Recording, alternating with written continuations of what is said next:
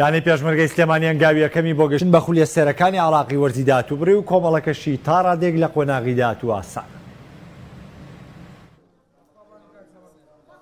لە هەفتەی 20 کۆتایی قۆناغی یەکەمی خولی نایابی عێراق پێشمەرگەی سلێمانی لە یاریگای فەرماندەی پێشوازی لە یانەی ناسڕیە کرد. یاریەکەش بە یەکسانبوونی هەردوو لا بە گۆڵێک کۆتایی هات. سەرەتا کۆلۆبالی گۆڵی یەکەمی ناسڕی لە خولەکی 77 تۆمار کرد.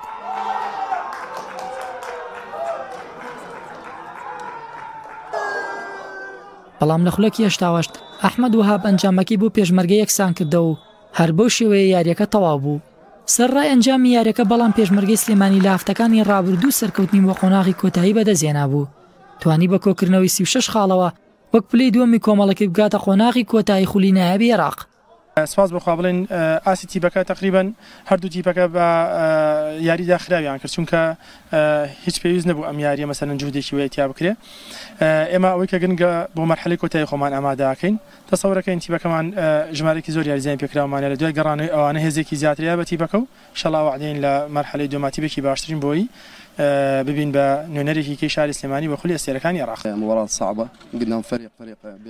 ئەمڕۆ یاریەکی قورس بوو پێشمەرگەیەکێک لە یانە باشەکان نزیکەی 5 یاریزانمان بە هۆکاری جیاواز لە پێگاتی سەرەکی نەبوون و بە یاریزانەکان یاریمان کرد ئەوەی لەسەر شانیان بوو ئەنجامیاندا. ئێمە لە نێو ئەو چوار تیپین کە سەرکەوتوین و پشت بەخوا لە 10 بۆ 15 ڕۆژی داهاتوو ئامادەکاری بۆ قۆناغی کۆتایی دەکەین. إن شاء الله فترة تقريبا 10 إلى 15 يوم إن شاء الله نعيد فريقنا به بالواجهة.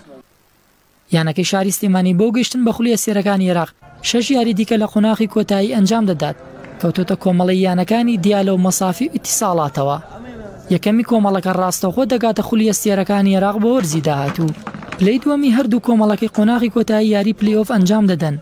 براوایان چاوەڕێی یاری پلەی حەڤەیەم و هەژدەیەمی خولی ئەستێرەکانی عێراق دەکات. دۆڕاوی ئەو یاریە دێت و یاری پاشکۆ ئەنجام دەدات و دواتر هەردوو لە تیپی نایەب و ئەستێرەکان یاری یەکلایی کەرەوەکە ئەنجام دەدەن بەمبەستی مانەوە یان سەرکەوتن بۆ خولی ئەستێرەکانی عێراق بۆ وەرزی داهاتوو. مەڕوان تالیب، کەناڵی ئاسمانی پەیام، سلێمانی.